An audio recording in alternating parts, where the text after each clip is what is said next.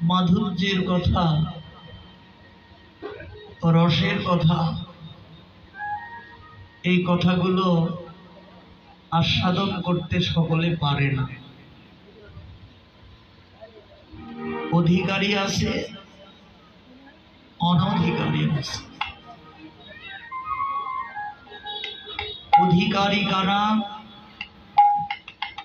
যারা তাদের আমিত্বকে ত্যাগ করতে পেরেছে, শ্রী গুরুর চরণে আশ্রয় করেছে। আশ্রয় করিয়া ভজে তারে কৃষ্ণ নাহি ত্যাজে, আর সব মরে অকাল। জন্ম হোক যথা তথা, কর্ম হোক ভালো। কর্মের মধ্যে আছে ধর্ম। ধর্ম ধর্ম করলে ধর্ম হয় না, কর্মের মধ্যে আছে ধর্ম। ধী ধাতু থেকে মন প্রত্যয় যোগে ধর্ম শব্দের উৎপত্তি। যা ধারণ করা তাই ধর্ম, এটা সাধারণ।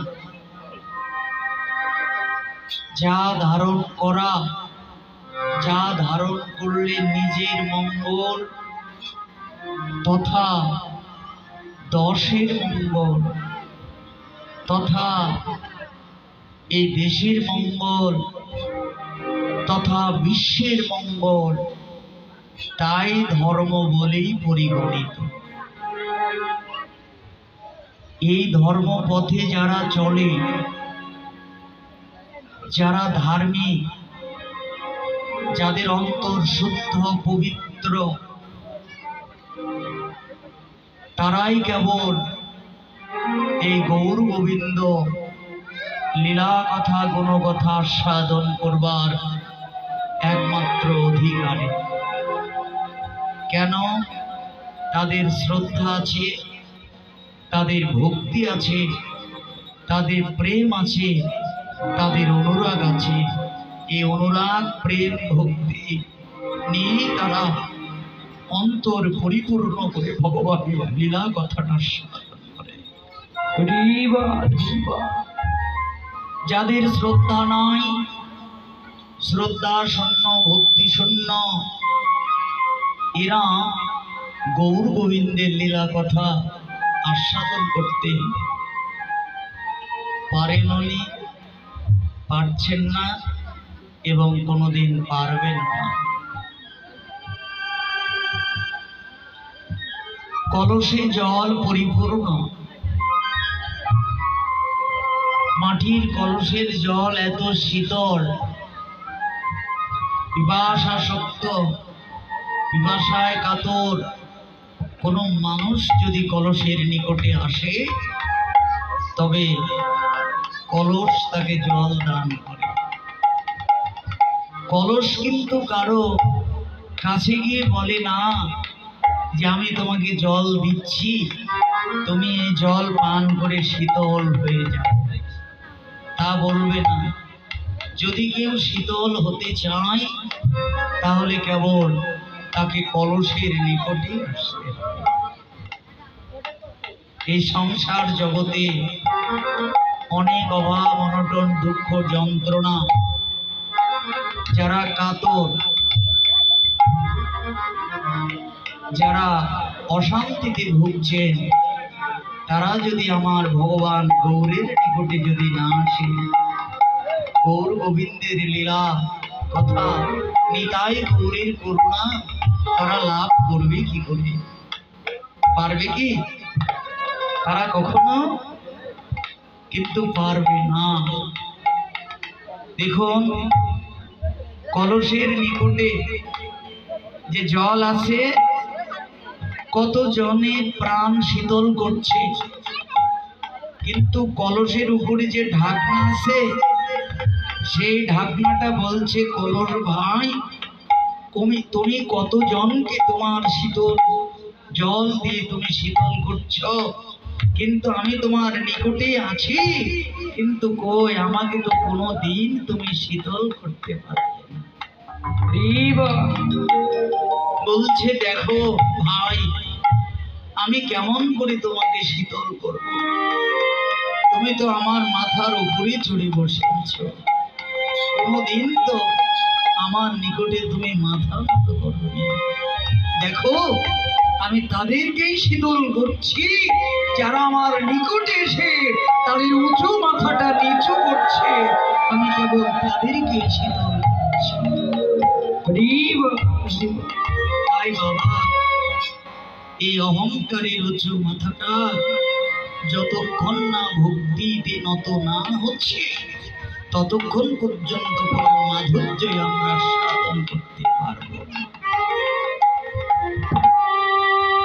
কলসে ময়লা জল থাকলে আপনি পরিষ্কার জল দিয়ে পূর্ণ করতে পারবেন না, যতক্ষণ না ওই ময়লা জলগুলো ঢেলে না ফেলছে। কলসকে শূন্য করতে হবে, তবেই শূন্য কলসে আপনি বিশুদ্ধ জল দ্বারায়, পরিষ্কার জল দ্বারাই পূর্ণ করতে পারবেন। তাহলে এই যে ভগবান আমাদের হৃদয় কুম্ভ, এই যে হৃদয় কলসটা দান করেছে, জন্ম জন্মান্তর থেকে আমরা এক দেহ থেকে আরেক দেহ ঘুরতে ঘুরতে ঘুরতে ঘুরতে নানান ময়লা দ্বারা আমরা এই হৃদয় কুম্ভটা পরিপূর্ণ করে রেখেছি। হিংসা, বিদ্বেষ, রাগ, অভিমান, ছলনা, চাতুরি, এই সমস্ত আবর্জনা ময়লাগুলো এই হৃদয় মাঝে পরিপূর্ণ আছে। গোবিন্দের নিকটে মাথাটা নিচু না করলে কখনো ময়লা যাবে না।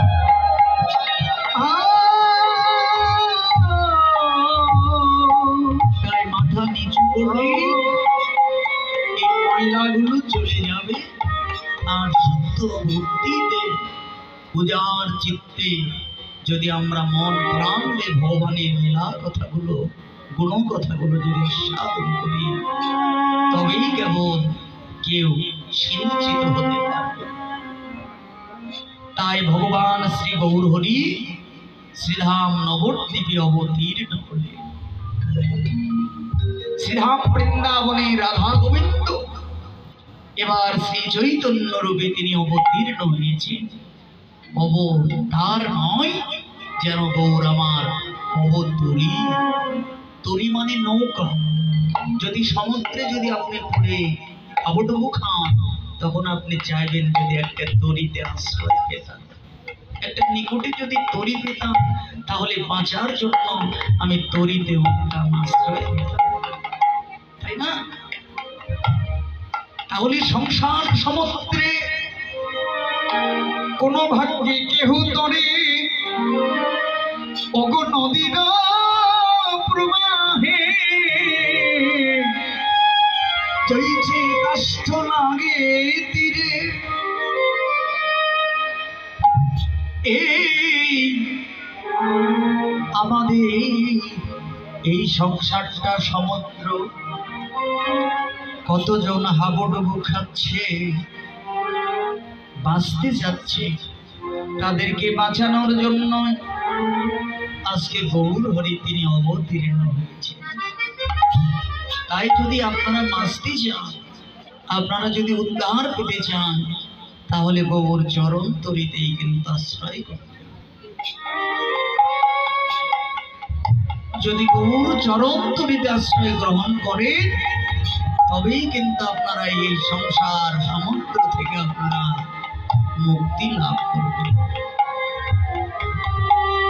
তাই আজকে গৌরহরি এমন ভাবে শ্রীধাম নবদ্বীপে অবতীর্ণ হয়েছে। আমাদের নয়ন কি চাই? নয়ন চাই ভালো কিছু দেখতে। নয়নের স্বভাব হচ্ছে ভালো দেখা। আজ গৌর আমার এমন মাধুর্য মূরতি, এমন উজ্জ্বল রসের মূরতি নিয়ে তিনি অবতীর্ণ হয়েছেন। এই মাধুর্যের মূরতি যেই দর্শন করছে, সেই পাগল হয়ে যাচ্ছে। এই উজ্জ্বল মাধুর্য নয়ন মূর্তির প্রতি যাদের একবার নয়ন যায়, এই পূর্ণ রসের মূর্তিতে যাদের একবার নয়ন যায়, একবার ভুল করে হলেও যদি একবার পলক যদি চলে যায়, একবার যদি এই পূর্ণ বিশুদ্ধ মাধুর্য উজ্জ্বল ছোট যদি কারো একবারে যদি এই রসের রূপে যদি একবার পড়ে যায়, তাহলে গেলে নয়ন আর ফিরে না রে। একবারে গেলে নয়ন আর ফিরে না রে। একবার গেলে নয়ন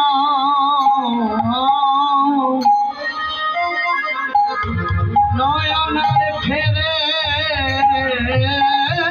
না।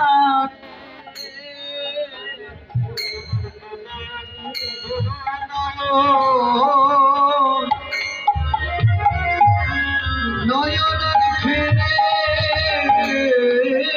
না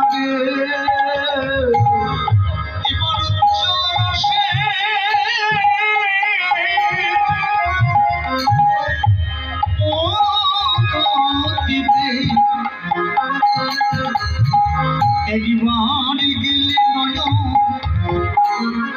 আর ফিরে না রে। করে উত্তরিত ওই না মাধুর্য নয়ন, একবার গেলে নয়ন আর ফিরে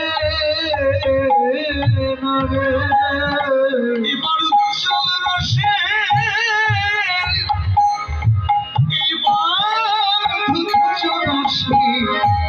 একবার গেলে নয়ন তার ফেরে না রে। একবার উজ্জ্বল রসে এই মাধুর্য রসে দিলে নয়ন ফিরে না রে। এরূপ যেই দেখেছে সেই ভুলেছে, এরূপ যে দেখেছে সেই ভুলেছে। তারা ঘটে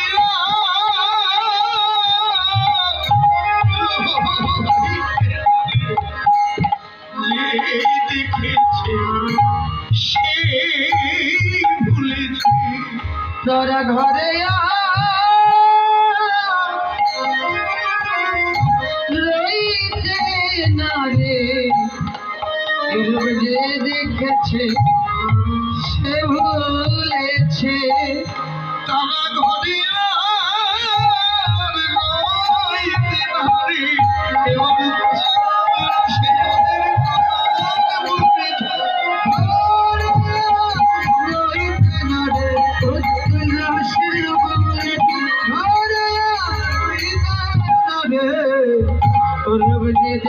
দেখেছে সে ভুলেছে।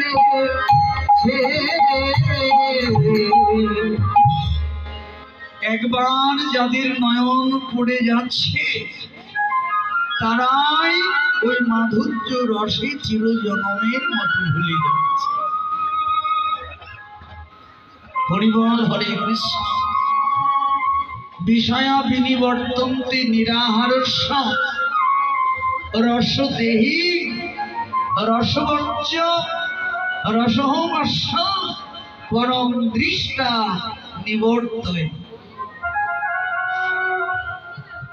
কারো মন যদি বিষয়াসক্ত তারা চেষ্টা করে পারে যে আমি জীবনে আর বিষয় ভোগ করব না। এমন সংকল্প যদি তারা করে থাকে যে এতদিন যা করেছি আর এই বিষয় রসটা আমি আর গ্রহণ করতে চাই না। তাদের দৃঢ় প্রত্যয় সংকল্পের দ্বারা তারা হয়তো বিষয় থেকে নিবৃত্তি হতে পারবে, কিন্তু তারপরেও থেকে থেকে তাদের আবার বিষয়ের প্রতি লালসা অনেক অনেক যেতে থাকবে। কিন্তু তাদের আর যাবে না যারা সেই মনটাকে বিষয়ের যে স্বাদ তার চেয়েও যদি অধিক আস্বাদন বস্তু মাধুর্য বস্তু যদি ওই মনকে দিয়ে যদি একবার পান করাতে পারে, জোর করে হলে যদি একবার ওই রসের মধ্যে যদি ডুবাতে পারে, কিঞ্চিত পরিমাণ যদি উচ্চতর স্বাদ যদি একবার গ্রহণ করে নেয়, আর ভুলেও কোনোদিন ওই বিষয়ের রস আস্বাদন করতে যাবে। এই জন্য মা জোর করে হলে আমাদের মনকে বাধ্য করতে হবে। জোর করে হলেও সংসার থেকে ছিনিয়ে নিয়েছে একটু কীর্তন আসরে বসাতে হবে। একবার যদি এই রসের যদি স্বাদটা যদি আস্বাদন করে, আর কিন্তু ওই বিষয় রসের যে আনন্দ এতদিন আপনারা পেয়েছেন ওটি আপনাদের কাছে কুৎসিত হয়ে যাবে। হরিবল হরে কৃষ্ণ।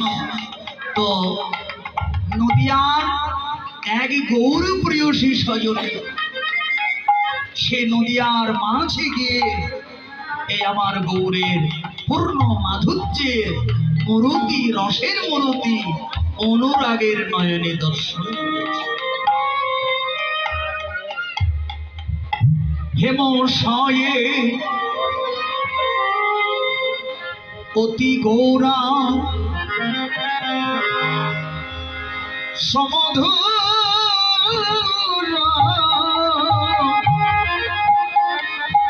তার হাসা থোরা হাসে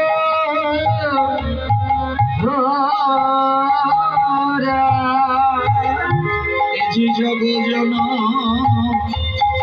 নয়নে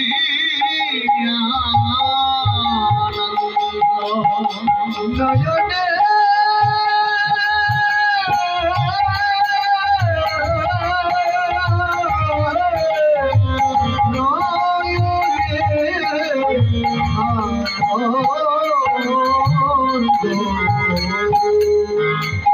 তাহলে মূরতিটি কেমন? হে মশায়ে অতি,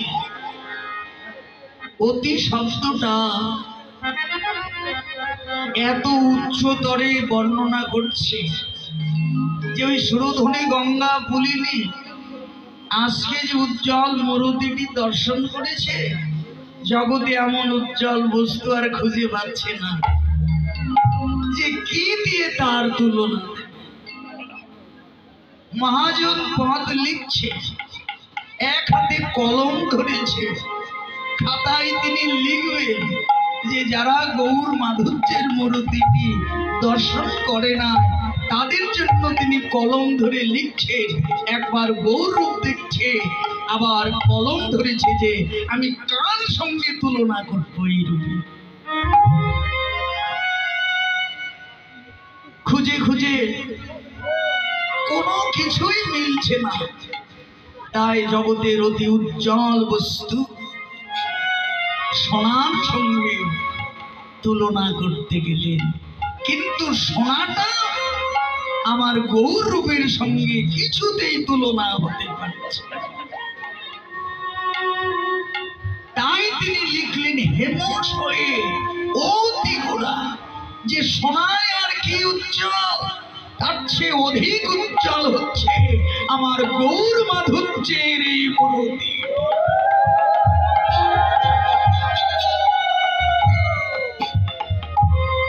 ঠিক আছে, সোনা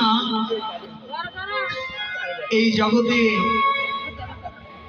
অনেকেরই মূল্যবান বলে মনে হয়। সোনা অলঙ্কারে নিজের দেহটাকে সজ্জিত করতে পারলে যেমন অঙ্গটা সৌন্দর্য মাধুর্য মণ্ডিত হয়, আমার এই সোনা সংগ্রহে থাকলে বৃদ্ধ বয়সে অবলম্বন হিসাবে এই সোনা কাজে লাগে। তাই অনেকে সোনা সংগ্রহ করে অঙ্গে পরিধান করার পরেই আবার সিন্ধুকে জমা রাখে, যেন বৃদ্ধ বয়সে এই সোনায় আমার অবলম্বন। কিন্তু দেখুন, এই সোনার প্রতি আপনার লালসার ক্ষমতা কতদিন থাকবে? যতদিন আপনার ইন্দ্রিয় শক্তি আছে ততদিন। এই সোনাটা সিন্ধুকেই থেকে যাবে। ইন্দ্রিয় শক্তি শিথিল হয়ে গেলে এই সোনাটাই আপনি আর ব্যবহার করতে পারবেন। এমনকি যেদিন দেহ থেকে প্রাণ চলে যাবে, সেদিনও যদি ভুল করেও যদি সেই সোনায় অঙ্গে থাকে, নিজ পুত্র, নিজ কন্যা, পুত্রবধূ, আত্মীয় স্বজন, জ্ঞাতি বন্ধু বান্ধব সুযোগ পেলেই সেই সোনাটা ছিনিয়ে নেবে। এই সোনা কোনোদিন সঙ্গে যাবে না, একমাত্র সঙ্গে যায় কোন সোনা? শোনা যায় এই জগতে আজ চতুর্দিকে যে হরি কথা শোনা যায়, ভক্ত মুখে যে কৃষ্ণ কথা শোনা যায়, কেবলে শোনাই তো সেদিন সঙ্গে যাবে। বলে সোনায় কষে সেদিন সঙ্গে যাবে, কেবল সোনা তো সেদিন সঙ্গে যাবে। এবার প্রাণ হলে কৃষ্ণ কথা যদি কারো শোনা থাকে, আজকের এই সোনা তো সেদিন সঙ্গে যাবে। প্রাণে ভরে কৃষ্ণ কথা শোনা থাকে, সোনা তো সেদিন সঙ্গে যাবে। ও প্রাণী ভরে কৃষ্ণ কথা যদি শোনা থাকে, এ সোনা তো সেদিন সঙ্গে যাবে। ওগোই মন ভরে যদি এই মধুর কথা সেদিন তো অগো সঙ্গে ওগো কর্ণ ভরে যদি সেদিন সোনা থাকে,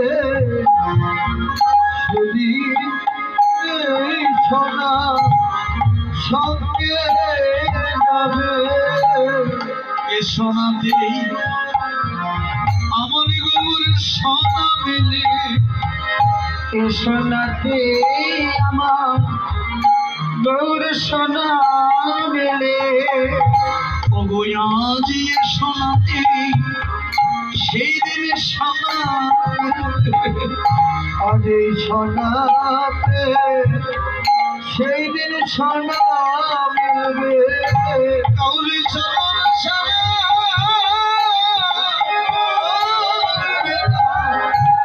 এই সোনাতে সেদিন গৌর সোনা চরণ ছাড়া করিবে না রে সোনাতে সেদিন গৌর সোনা মিলে কাউরি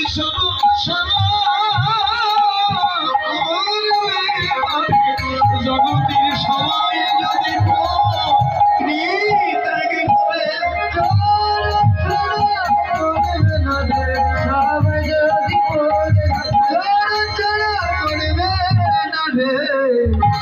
সোনাতে সেদিন গৌর সোনা